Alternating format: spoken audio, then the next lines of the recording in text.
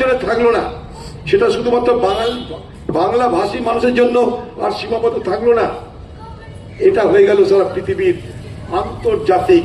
মাতৃভাষার পরিচয়। Mother language শুধু বাঙালির নয়, সারা পৃথিবীর যেখানে যেখানে যে কোনাতেই মানুষ তার ভাষায় কথা বলে,